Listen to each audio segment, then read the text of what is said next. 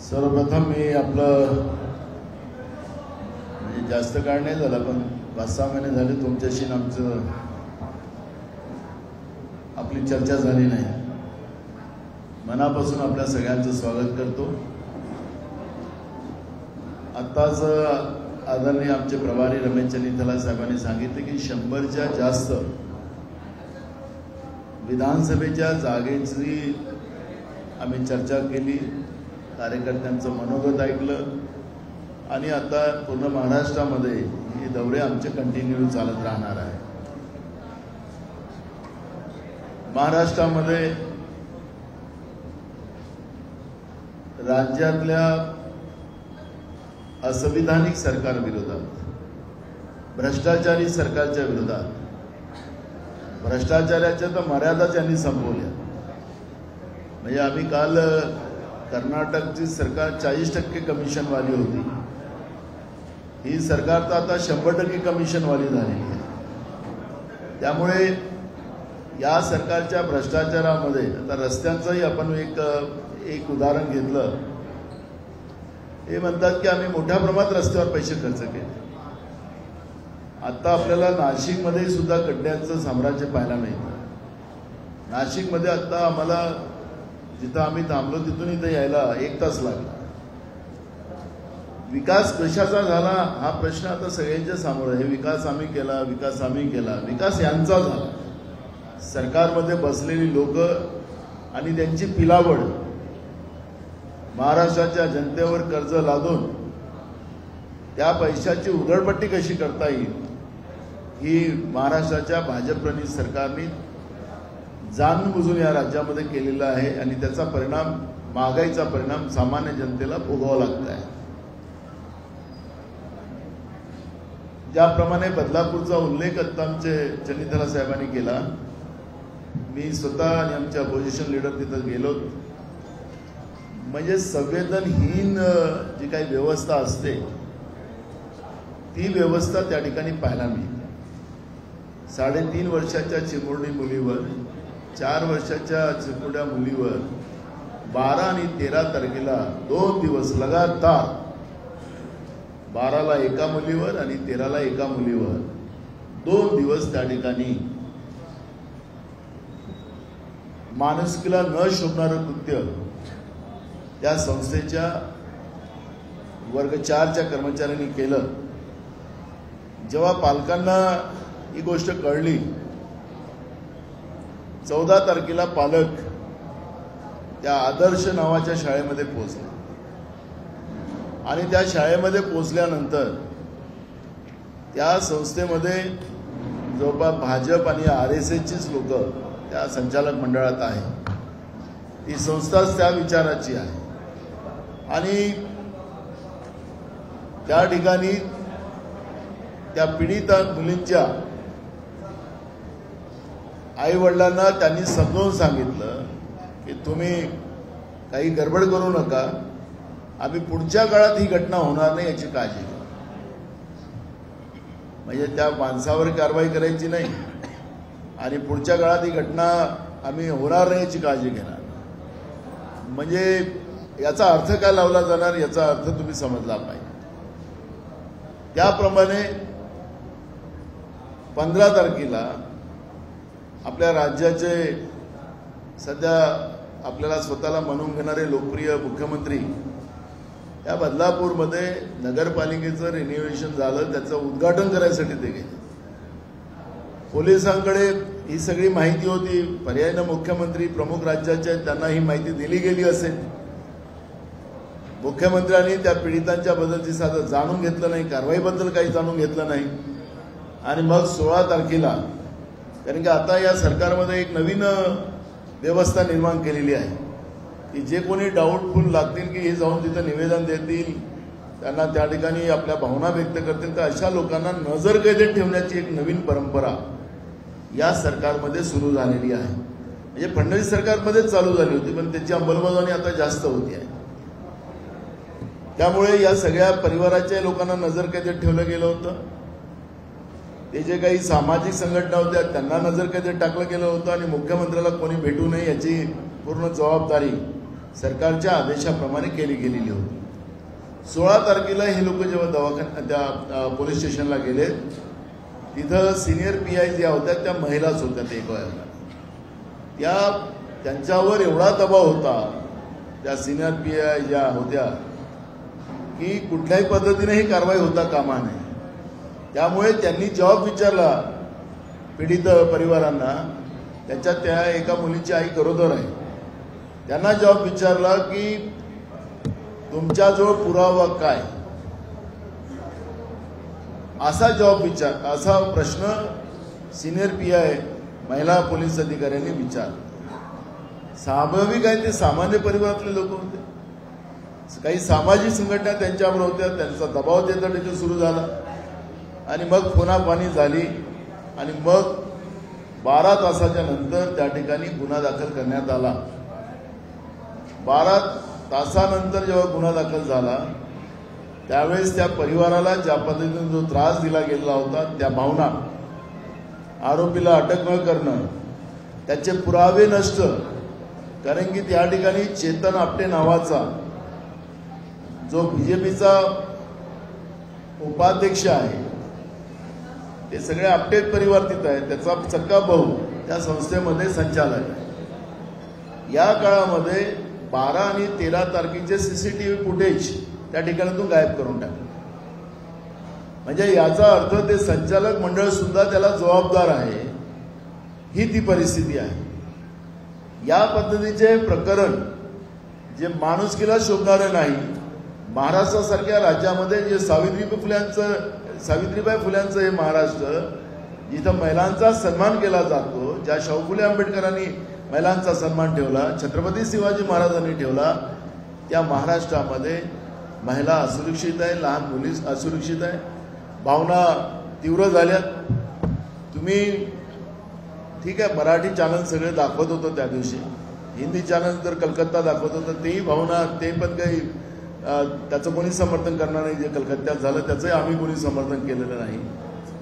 पण मराठी चॅनल त्या दिवशी बदलापूरचं स्टेशन पूर्ण दाखवत होतं. तिथं एक तरी, आम्ही सरकारला विचारलं, एक तरी राजकीय माणूस होता का? नव्हता. मग त्या ठिकाणी 470 कोटी रुपये या लाडक्या बहिणीच्या प्रसिद्धीसाठी जे सरकार खर्च करत आहे, त्याला प्रचारासाठी 470 कोटी रुपये खर्च हे लोक करतात आहेत. नुसतं प्रचारासाठी 470 कोटी रुपये खर्च करतात. त्याच्यामुळे गावागावात बॅनर लागलेले. लोकांनी तीव्र भावना झालेल्या लोकांनी ते बॅनर फाडले आणि ते रेल्वे स्टेशनवर घेऊन दाखवले. मुख्यमंत्री आणि उपमुख्यमंत्री हे सांगतात की विरोधक राजकारण करतात. आज योगायोगानं ते दोघंही इथंच आहे, नाशिकमध्ये. चांगला योग आहे. नाशिकच्या या पुण्यभूमीमध्ये तेही आहेत आणि आम्ही पण आहोत. आम्ही त्यांना प्रश्न विचारतो, विरोधकांनी कुठलं राजकारण केलं हे त्यांनी सांगावं. जे 300 लोकांवर गुन्हे दाखल झाले, ते 300 लोक कुठल्या राजकीय पक्षाचे आहेत? ते शाळा कॉलेजमध्ये शिकणारी मुलं मुली आहेत. त्यांच्यावर खोटे गुन्हे दाखल या लोकांनी केले. जेव्हा लाठीचार्ज केला, लाठीचार्जमध्ये आमच्या भगिनींना पुरुष पोलिसांनी त्यांच्या शरीराला कुठं कुठं हात लावले, त्याचे व्हिडिओ आहेत ना आमच्याजवळ. तुमचं मीडिया दाखवलं नाही तर तिथपर्यंत ठीक आहे. पण त्याच्यातही एका महिला पत्रकार ज्या मागासवर्गीय होत्या, त्या मागासवर्गीय महिलेला, पत्रकाराला काय बोलले ते लोक? म्हणजे तुम्ही रेकॉर्ड करायला जात असाल, तिथं बातमी घ्यायला जात असाल आणि त्या भावना मांडत असाल, पत्रकारिता म्हणून मांडता. हे काही कोणाचा विरोध नाही. उद्या आम्ही काही चूक केली तर तुम्ही आम्हाला काही सोडणार थोडी आहे, ते तुमचा अधिकार आहे. पण आमच्या महिला भगिनींना, त्या पत्रकाराला, तिला ज्या पद्धतीनं या महाग आलेल्या सरकारचा एक पिलावळ त्या ठिकाणी ज्या घाणेरड्या भाषेत बोलला, ते मला इथं बोलता येत नाही. त्याला पण यांनी अटक केली नाही. 2 दिवस त्या पत्रकार महिलेला, मी गेलो त्या दिवशी, मग गुन्हा दाखल झाला. मी ज्या दिवशी गेलो त्या दिवशी मग संध्याकाळी तिथं मी पोलीस स्टेशनला गेलो. ती महिला भगिनी होती, त्या दिवशी त्याच्यावर तो गुन्हा झाला. वामन म्हात्रे नाव आहे त्याचं, त्याच्यावर गुन्हा दाखल झाला. आता तो पोलिसांवर दबाव आणून त्या महिला पत्रकारावर गुन्हा दाखल करतोय. इथं नवीन प्रकार सुरू झाला. तुम्ही आमच्यावर केला, आता आम्ही तुमच्यावर. म्हणजे पत्रकारांची काय परिस्थिती आहे आता या महाराष्ट्रामध्ये, प्रामाणिक पत्रकारिता करता येतच नाही। म्हणजे ही परिस्थिती आज महाराष्ट्रामध्ये झाली आणि ही घटना एकच ठिकाणी नाही झाली। या आठवड्यामध्ये कंटिन्यू 12 ठिकाणी ह्या घटना झाल्या, कंटिन्यू 12 ठिकाणी। अकोल्याला झाल्या, बुलढाणाला झाली, लातूरला झाली, पुण्यात झाली। मी तुम्हाला सांगतो असं मी आता पूर्ण बोटावर मोजून सांगू शकतो की ह्या घटना झाल्या। का घटना होतात? का लहान मुली आमच्या सुरक्षित नाही शाळेमध्ये जाणाऱ्या? त्याचं कारण आहे की ही नालायक जे सरकार महाराष्ट्रामध्ये आहे, ज्याला कुठलीही संवेदना नाही, सत्ता आणि सत्तेतून पैसा लुटणं, दरोडा टाकणं लोकांच्या घामाच्या पैशावर, हीच भावना या सरकारची आहे। आणि म्हणून हे जे जानवर वृत्तीची लोक, आता मला त्याला अजून 2 शिवा घालता येईल पण ते आम्हाला काँग्रेस म्हणून आम्हाला खूप गोष्टी जोपासाव्या लागतात, पण ही जानवर वृत्तीची लोक, या लोकांना मोकाट सोडण्याचं काम हे सरकार करते आणि पोलिसांवर तो दबाव आहे। अहो इथपर्यंत नाही, माहीममध्ये पोलीस क्वार्टर्स आहेत, एका रात्री 13 घरामध्ये दरोडा पडला पोलिसांच्या घरात। या तो ती घटना हीच आता याच्यातलीच आहे, 21-22 तारखेची। म्हणजे पोलिसाचाही धाक संपला। ही जी काही परिस्थिती आज महाराष्ट्रामध्ये झाली भयावह आहे। आणि महागाईचा तर काही आता अंतच राहिलेला नाही आहे, इतकं कर्ज यांनी करून ठेवलेलं आहे। आणि त्याच्यामुळे आपण पाहिलं असेल की एमपीएससीची पोरं पुण्यामध्ये 3 दिवस त्या ठिकाणी रात्र दिवस पाण्यामध्ये बसलेले होते। मी स्वतः राज्याच्या उपमुख्यमंत्र्याला फोन लावून सांगितलं, पहिल्या दिवशी लावला, ज्या दिवशी ते बसले ते पौर्णिमा होती, अमावस्या होती, त्या दिवशी राज्याचे मुख्यमंत्री अवेलेबल राहत नाही। शोध घ्या पत्रकार लोक कुठं राहतात ते। आणि त्याच्यामुळे फोनच लागत नव्हता त्यांना। आणि मग उपमुख्यमंत्री तिकडे दिल्लीमध्ये आपल्या आकांना गुलदस्ते देत फिरत होते। पण दुसऱ्या दिवशी मी फोन केला, त्यांचा फोन उचलला त्यांनी। त्यांना मी सांगितलं की ती एमपीएससीची मुलं त्या ठिकाणी आपल्याला न्याय मागण्यासाठी रस्त्यावर बसलेले आहेत, मुलं मुली बसलेले आहेत, भर पावसात बसलेले आहेत, तुम्ही त्यांना मदत करा। सरकार अजूनही मदत करायला तयार नाही। त्यांचं म्हणणं आहे की आमचं पण परीक्षेचं नोटिफिकेशन टाका ना। आणि आतापर्यंत तुम्हाला महाराष्ट्रामध्ये सांगतो की आमचं सरकार जेव्हा होतं, आम्हाला म्हणतात ना हे लोक अनेक वर्ष काँग्रेस सत्तेत होतं, केंद्रीय बोर्ड आणि महाराष्ट्र बोर्ड ज्या परीक्षा घेणार, जेव्हा केंद्रीय बोर्डाने आपला टाइम टेबल डिक्लेअर केला त्या काळात आम्ही महाराष्ट्रातल्या परीक्षा घ्यायच्या असतील तरी आम्ही घेत नाही, कारण की आमच्या राज्याच्या मुलामुलींना त्याही परीक्षामध्ये संधी मिळावी, त्याच्यामध्ये ते लागावं ही अपेक्षा असते। पण हे निढावलेलं सरकार महाराष्ट्रातलं केंद्रीय बोर्डाच्या परीक्षा आणि महाराष्ट्राच्या बोर्डाच्या परीक्षा एका दिवशी यांनी ठेवल्या। त्यामुळे पुरांमध्ये मोठ्या प्रमाणात राग या सरकारच्या विरोधात निर्माण झाला। महाराष्ट्र हे बेरोजगारांचं महाराष्ट्र अशा पद्धतीचं तयार करण्याचं पाप या लोकांनी केलेलं आहे। अजूनही त्या ठिकाणी आंदोलन चालू आहे। काल त्यांच्यावर लाठीचार्ज करण्याचं काम करा, यांच्याजवळ काही झालं नाही तर सरळ लाठीचार्ज करा, खोटे गुन्हे दाखल करून टाकतात, पोलिसांमध्ये त्यांना कस्टडीमध्ये टाकून घेतात। म्हणजे आपल्या राज्यामध्ये हे न्यायाचं राज्य आहे। या राज्यामध्ये आपले अधिकार मागण्यासाठी रस्त्यावर उतरण्याचा अधिकार आहे, पण महाराष्ट्रामध्ये हुकुमशाही सरकार आलेलं आहे, तानाशाह सरकार आलेलं आहे, निर्ढावलेलं सरकार आलेलं आहे। या सरकारच्या काळामध्ये तुमच्या मागण्या मागण्यासाठी सुद्धा तुम्हाला रस्त्यावर उतरता येणार नाही, अशा पद्धतीचं धोरण या ठिकाणी केलेलं आहे।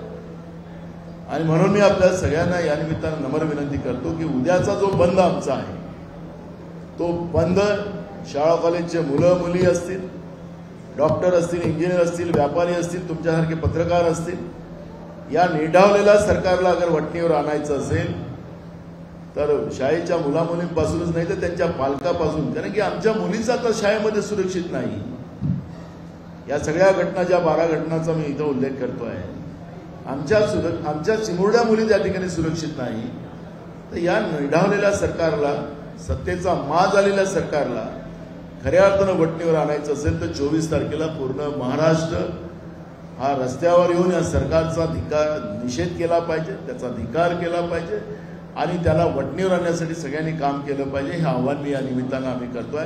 हा पॉलिटिकल नाही राहणार, पण या सगळ्या व्यवस्थेमध्ये एक या सरकारला, कारण की यांना असं वाटतं की आमचा जो भ्रष्टाचाराचा मुबलक पैसा आहे त्याच पैशानं आम्ही निवडणुका लढू आणि आम्ही पुन्हा सत्तेत येऊ, ही जी व्यापारी वृत्ती या सरकारमध्ये जे आलेली आहे, ही व्यापारी वृत्ती जनतेने आता यांच्या डोक्यामध्ये जे मस्तावलेली आलेली आहे तिला उतरवण्याचं काम राज्याच्या जनतेने करावं. शेतकऱ्यांचे तर फारच हालत करा. म्हणजे नाशिक जिल्ह्यातला शेतकरी तर कायमच आंदोलन करतो.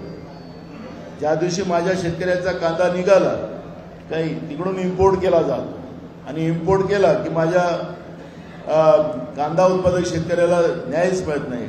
आज नाशिक जिल्हा हा कांद्याचा कोठार आहे. देशाच्या कांदा उत्पादनामध्ये सगळ्यात मोठा अगर हिस्सा असेल तर तो आमच्या नाशिक जिल्ह्याच्या आणि महाराष्ट्राच्या शेतकऱ्यांचा आहे.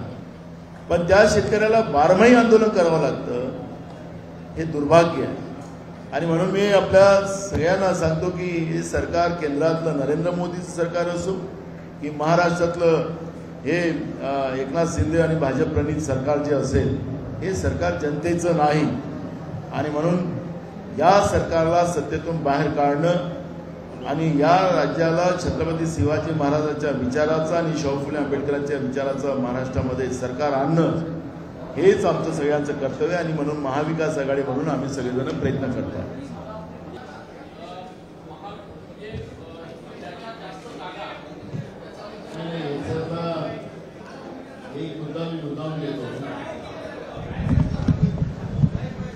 वडेट्टीवार साहेबांनी जो मुद्दा मांडला तिथं लोकांचा उद्रेक झाल्यानंतर तिथं 300 लोकांवर पोलिसांनी गुन्हे दाखल केले. काही लोकांना बेलवर बाहेर आले. तर आम्ही आता असा निर्णय केला की ज्या जनतेचा उद्रेक जेव्हा होतो त्या लोकांवर जेव्हा गुन्हे दाखल होतात आणि त्यांना जेलमध्ये टाकायचा सरकारने प्रयत्न केलेला आहे, तर राज्यातल्या करोडो लोक त्यांना टाका ना जेलमध्ये. जशाचं तसं उत्तर देऊ. आम्ही ज्या पक्षाचे आहोत त्याच पक्षामध्ये महात्मा गांधी असतील, पंडित जवाहरलाल नेहरू असतील, अशा अनेक लोकांना जेलमध्ये इंग्रजांनी टाकलं होतं. उद्याच्या बंदमध्ये सुद्धा त्यांनी टाकावं जेलमध्ये. हा जो महाधिवक्ता सांगतोय आपली कहाणी करावं. पण जसं एक या लोकांना थोडं पण लाज वाटली पाहिजे की हे प्रकरण सुमोटो मान्य हायकोर्टाने काल आपल्या ताब्यात घेतलं. जसं कलकत्त्याचं प्रकरण मान्य सुप्रीम कोर्टाने आपल्या ताब्यात घेतलं, तसं सुमोटो काल कोर्टाने दखल घेतली त्याची. आता यांना तेवढी लाज नसेल आणि वरून महाधिवक्त्याकडून आम्हाला त्या पद्धतीचा धमकी देत असतील हे लोक. त्यांना समजलं पाहिजे ना. हे इतके बेशरम आहेत की मी तुम्हाला काय आता त्याच्यावर तुम्हाला शब्दच नाही आहेत. म्हणजे याला राजनीती म्हणतात हे लोक. आणि त्या संस्थेवाल्यांनी त्यांना त्या आईवडिलांना काय समजवलं होतं ते तुम्हाला मगाशी सांगितलं की आता पुढच्या काळात होणार नाही. त्याच्यामुळे या सगळ्या विषयावर गांभीर्यच या सरकारला नाही. त्याच्यामुळे यांच्याबद्दल बोलायचं काय, टाका सगळ्यांना जेलमध्ये. जाऊ आम्ही जेलमध्ये. महाविकास आघाडी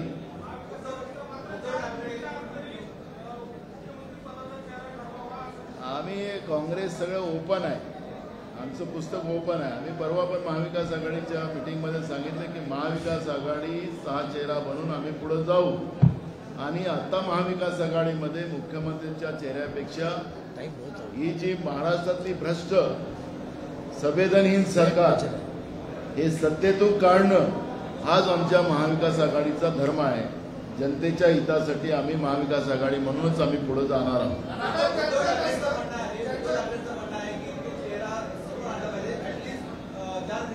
आता नाही झाली ना चर्चा. उद्धव साहेबांनी कुठे बोलले तसं काही पण सांगतात. तसं कोणीच म्हटलं नाहीये. तोही विषय बंद झाला. आम्ही वापरलाच नाहीये. महाविकास आघाडी म्हणूनच निवडणुकीला पुढे जाऊ. आणि परवा पण आम्ही महाविकास आघाडीचं ऐकलं असाल तुम्ही की जेव्हा महाविकास आघाडी जनतेच्या आशीर्वादानं सत्तेत आलं तर हायकमांड जे काही ठरवेल श्रेष्ठी लोक त्याप्रमाणे मुख्यमंत्री होणार असं झालं. त्याच्यामुळे हा विषय क्लोज झालेला आहे. पण हे जे महाराष्ट्रातले सेन्सिटिव्ह इश्यू आहेत हे इश्यू आमच्यासाठी महत्वाचे आहे. महाराष्ट्र वाचवणं हे आमचं महत्वाचं आहे.